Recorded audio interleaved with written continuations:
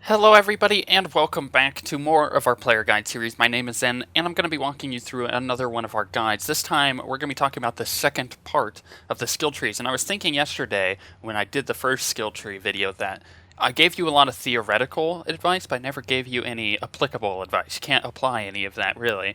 So I'm going to show you how I do it in this video, and this is one of the only videos that I'll do my commentary live. So we're here on the fleet on my mount. Let's get off of my mount and let's spec our skill tree. So we're going to do two skill trees, one on another character and one on this one. And I'm going to show you kind of the process, right? Because the process is actually quite important. So the first thing we're going to do is we're going to start on the tank trees. We're going to do a tank tree with my power tech. This is my most played character. It's my main character. It's the one I'm most comfortable with. And really, it boils down to having a goal in mind, right? So you gotta have a goal. What's our goal? Our goal as a tank is to take the least amount of damage as possible. Shouldn't have a problem holding aggro, especially in the gear that I have, so I'm not gonna worry about that. So you gotta think of what you need versus what you don't need. It's something we talked about in the guide. What I need to take less damage. What do I not need to really hold aggro all that much? Although doing a lot of damage would be helpful, because the more damage I could do, the less stress our DPS has in beating and rage timers, which we don't really deal with, but that's an option to think about. So we're going to keep that in mind as we go through as well. So let's go to the first three here. We have Combust, Steely Resolve, and Rail Loaders. Combust, Flame Burst, Flame Sweep, and basically, it makes it so that it reduces the damage that the target deals by 2.5%, but you put 2 points into it, it's 5% for 10 seconds, right? So what does this do? This makes it so we take less damage. Boom, taking it. Easy, right? So we had that goal in mind. We know what we want. Next one, increases aim by 3%. Strangely enough, this, because it's my main stat, it actually helps with a lot of different things. But if you ever see a main stat thing like this and you have an option of taking it, I would suggest it, because now I have 9% additional aim. What's the next one over here? I mean, we've already spent 5 points. We're already into the next tree, but what's our next one? Increase the damage of rail shot by 3%, which is 6% if you put 2 points into it, which is really important because rail shot is one of the main abilities of a power tech. It does quite a bit of really useful things later on. So we'll keep that in mind, but since we've already spent 5 points, let's move on up. So this one is increase armor rating by 8%. What is that? Reduce damage taken. So we're taking that 2 points, so it's 16%. We have increased damage done by all fire effects. Not necessarily needing it, but we may be forced to take one of them. When you deal damage with Rocket Punch, which is this ability here, you have a 50% chance to trigger your ion gas cylinder, which is what I have on. Basically, it makes it so I take less damage and have a 15% chance of doing a dot on targets. I also do 5% less damage. So it has a chance of triggering my ion gas cylinder, which, in addition, when ion gas cylinder deals damage, it has a 50% chance, 2 points, so 100% chance, to shock the target for additional damage over 6 seconds. So it puts a better dot. Damage does not damage sleeping, lifted, or incapacitated enemies. So anything that's CC'd. Generates a high amount of threat. Well, that's actually quite nice because it deals with my ion gas cylinder. So as a tank, I'm going to take it because it also opens up another option here. What's this? Ion gas cylinder damage now lowers the movement speed of targets by 50% for 2 seconds. Guess what? This doesn't work on bosses. It works on trash mobs. It works on some of the ads on bosses, but for the most part, useless. Don't worry about it. Boom. More of a PvP talent in my opinion, so I'm not even going to take it. If I need to kite things around, I could do it naturally anyways. I mean, I've got an ability...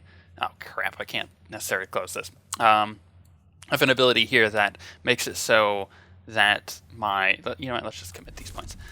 That makes it so my movement speed is increased while in combat. So I would use this, and then I can move 30% faster while in combat, which is really nice.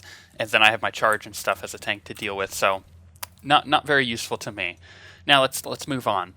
So what are the two options we have here? We have this, which I don't like, and we have Hyperfuel, which increases all damage done by fire effects. Most of my damage is fire, so my two options here are either the Rail Loaders or the Hyperfuel. So how many points does it take to get to the next? We'll put one in for now. Okay, let's go over these. Increases shield chance by 1%. In addition, shielding attack vents 2 heat, which is really good. This effect cannot occur more than once every 6 seconds. Reduce damage taken, right? 'Cause shield chance, boom, taking it. No brainer. Shield absorption by 2%. 4%. Reduce damage taken, no brainer. What's this? Spray an oil slick over the immediate area for 17 seconds. Enemies enter they become unbalanced, slowed, and suffering 30% melee and ranged accuracy loss. Nice for if you're tanking a ton of crap, or if you and your off-tank are tanking a ton of crap on top of each other. 30% melee and ranged accuracy loss, so they don't necessarily always hit you, is really good. So reduce damage taken there. Now we're up into the next tree. Grapple has a 50% chance to immobilize the target for 3 seconds. In addition, your stealth scan has a 50% chance to immobilize the target that it reveals for 3 seconds. We went over this in the previous guide. I think it's more of a PvP thing, so we're not going to take it. There's no really applicable thing for PvE, at least in the PvE that I'm planning to do. So what's this? Increases the damage dealt by ion overload, which is this, by 25%. In addition, when ion gas cylinder is active, rail shot triggers a blast from ion gas cylinder that hits the target, and up to 4 additional enemies within 5 meters do not damage sleeping, lifted, or incapacitated enemies. While I said I don't care about keeping aggro because I'm fairly good at it without all these aggro things, this is a really good way to keep aggro on multiple enemies, especially when your DPS are a little over anxious and they just start AoEing right off the bat the second you pull. So we'll get that. Basically, my rail shot then does an AoE effect is what it is, which is really nice, and it causes quite a bit of threat because of this, right? So Ion Scream further increases damage reduction while Ion Gas Cylinder is active by 1%, 2%, perfect. Once again, no-brainer, taking less damage. Increases the critical strike chance of Rocket Punch or Flame Sweep by 4%. In addition, Shielding Attack has a 25% chance to finish the cooldown on Rocket Punch. This effect cannot occur more than once every 7.5 seconds. So, because the Flame Sweep and the Rocket Punch is in here, I mean, Flame Sweep is, it's a pretty nice AoE ability that I can do, and I'll kind of show you what it is here. So let me commit. So Flame Sweep does this. Right, so it's an AoE ability, but it does cost quite a bit of heat, so you got to be careful with that. Where was that? That was there. Good. Let's lock that back down. Let's go back to my tree. And the other thing is that the Rocket Punch, so shielding an attack has a 25% chance, 50% chance to finish the cooldown on Rocket Punch. And Rocket Punch is one of my main abilities. And because I'm planning on shielding a lot already, we're going to take it. So boom. Next line. So we have Charge. Jet Charge, this is a no-brainer. This is the charge for the power tech, which is really nice. We talked about this one. Jet Charge has a 50% chance to increase the movement speed by 30% for 4 seconds. While active, getting attacked refreshes that effect duration. I feel like, once again, same idea of this one, right? So if I need to kite, I can do it effectively already. I don't need a talent to make it any more effective, right? And I don't feel like having this effect actually helps me in PvE at all. In PvP, sure, but not in PvE, especially as a main tank for doing ops runs. I don't use it. Most of the time, if I'm going to be tanking something, it's usually I'm standing still unless I have to run around. Then I don't need this anyways. It's just one of those things. So the other one is increases the damage dealt by Flame Sweep, which is that AoE I showed you. In addition, Jet Charge grants 1 charge of Flame Surge, which makes your next Flame Sweep generate no heat. Well, we can put that into 2 charges of Flame Sweep, and that's always really nice, not having to worry about heat. So I could charge in, I could do 2 Flame Sweeps without having to generate a ton of heat and get AoE aggro. Heck, it's even nice for single target damage, so we'll take that.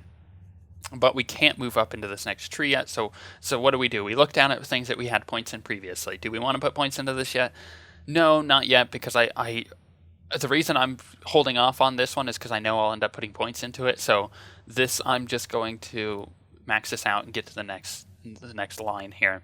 And we obviously don't care about those 2 talents over there. So, Flamestorm. Flame Sweep has a 50% chance to snare affected targets, reducing their movement speed by 50% for 6 seconds. In some cases, I would take this because it's quite nice.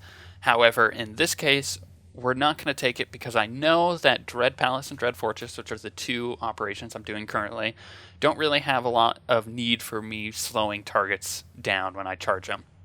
This is nice for specifically if you're going to be jumping in and getting a ton of aggro. If your AO or if your DPS pulls, they're usually slowed, the enemy. So it takes a second to get to him, which means you could get aggro on him quite rapidly. But usually, if the DPS is pulled, they're going to keep a hold of it until you really taunt it or do something major to it. So this is kind of like it could be good, it could be bad. This is a situational thing. I'm going to skip over it because I know I don't need it in Dread Fortress or Dread Palace. So increases melee and range defense by 4%. No brainer taking it. Once again, reducing the damage taken. So direct damage attacks have a 15% chance to trigger Flame Engine, which finishes the cooldown of Flamethrower and causes your next Flamethrower to be free and channel twice as fast. The effect cannot occur more than once every 24 seconds, but each rank beyond the first reduces the rate limit by 6 seconds. So maybe it doesn't actually show the math on that. Wow, that's kind of strange. But basically, if I get hit, I have a chance of making it so if I do damage, rather, it makes it so I have a chance of making my Flamethrower, which is really sweet. Let me show you it real quick. Basically, it channels twice as fast.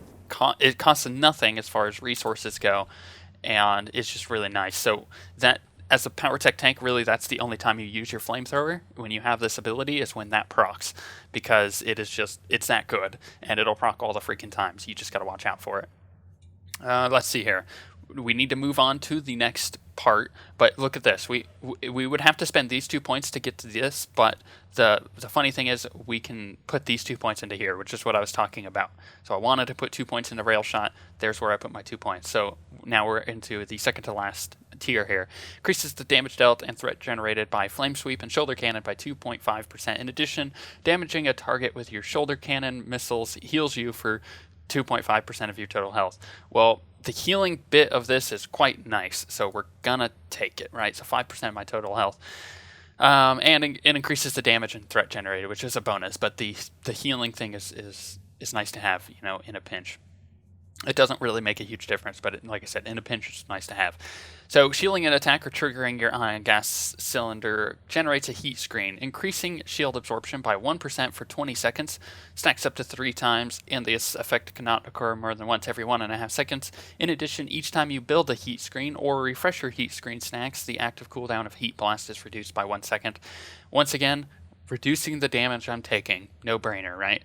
What's this? Culto Overload now heals you for 1% of your total health every second while above 35% of your maximum health. It's kind of crazy. In addition, Explosive Fuel increases Alacrity by 2.5% while active. So the Culto Overload, what this does, it is a really complicated ability. Basically, I can activate it, like I can put it on now, but it won't trigger until I've reached 35% health. Once I've reached 35% health, it'll trigger the effect, which heals me for 35% of my health, right? If your health is triggers when your health is reduced below 35% of health. If your health is already 35% or less, Culto Overload triggers immediately. Once triggered, Culto Overload goes on cooldown for 3 minutes and will rapidly heal you for up to 35% of your max health for 8 seconds, but will not exceed 35% of your max health. So you're going to have to read that over a few times because it is kind of complicated how they wrote that out. But what this talent does is it makes it so it heals me for 2% above that 35%. So once I reach 35%, it'll continuously heal me for 2% of my health until the effect runs out. Okay, and then the last one is Heat Blast. Fires a shot that consumes all heat screens and deals elemental damage for 8 heat, vent 8 heat, and increases shield absorption by 25% for 6 seconds. Ability is only usable with 3 heat screens, which is what this was from. So boom, we're going to take it. Nice and easy, because that reduces the damage I take. So, pretty self-explanatory. So now we have 10 points left over. What do I do with these 10 points? Well, I don't want to put them into there, or I don't want to put them into there, because, well, those were the two that I decided I didn't want. What do we have over here? Let's look. Endurance by 1%. I could put 3 in, get 3%. Doesn't really help. It just increases my max life. As you can see, I already have quite a bit of HP. I have 39,069 without a stim on. If I put a stim on, taking stim, I'm at 4,861. That's without stacking endurance at all, right? So I don't really need any more HP. It's not really going to affect much, especially because it's only a few percent. So let's look at this one. Increase the damage dealt by Rocket Punch. Rocket Punch we decided was one of our main abilities, and it's quite nice because it's going to be coming off a cooldown when we shield. So let's take that. So that increases by 8%, and then Rocket Punch has a 33.3% chance, and Flame Burst has a 20% chance to trigger your combustible gas cylinder if active. Well, I don't use combustible gas cylinder as a tank, so I'm not too worried about that. So I want to take that, but I could put 3 points into this, which would open this up, right? So what do we have?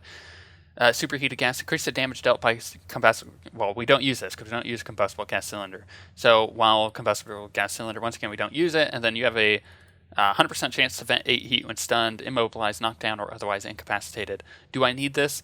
No. Do I want it? No, because I don't really have problems with heat. My heat is fine. So let's take the 3 out of the endurance. Let's keep the 2 in the rocket punch. Let's see if we can put those 3 into anything more useful. So increases damage reduction by 2%. Yeah, because we've decided we want to take less damage. Increases the tech accuracy by 1%. Additionally, rail shot ignores 15% of the target armor, which synergizes nice with this because it does more damage. So let's take that. Plus accuracy it's kind of nice to have as a tank. Not really. I mean, you don't want to stack it, but it is.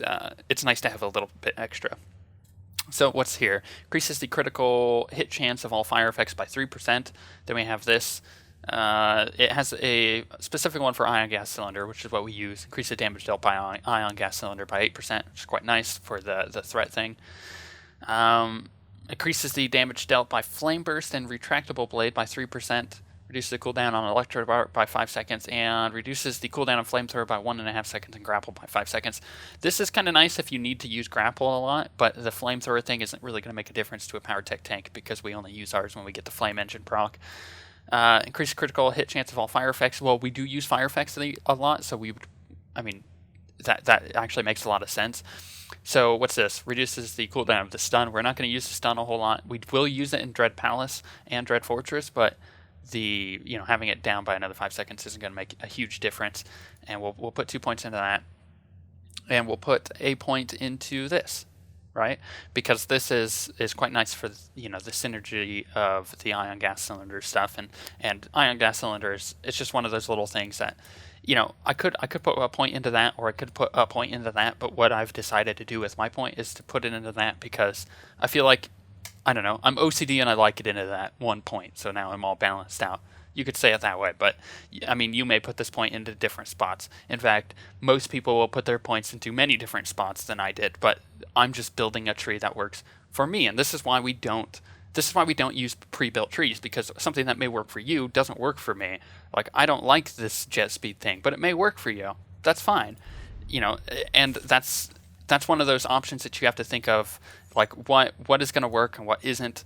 What do I need versus what I don't need? And that's how you build a tree, basically. And in fact, I felt like that was so, I felt like it made so much more sense to do it this way than to do it in the theoretical guide, where I pretty much just talked about the philosophy of making a tech tree, which, I mean, this is my tanking tree. This is actually the tanking tree that I've been using currently. So there you go. There's your information on that. Now, if I were to do a DPS tree, I'm not going to because this video ran really long, but if I were to do a DPS tree, you got to ask yourself, what do I need? Well, if you're a DPS, what are you trying to do? You're trying to do damage. So how can I do the most damage? That's what you ask yourself. Just like I said to myself, how do I do less damage or take less damage to me?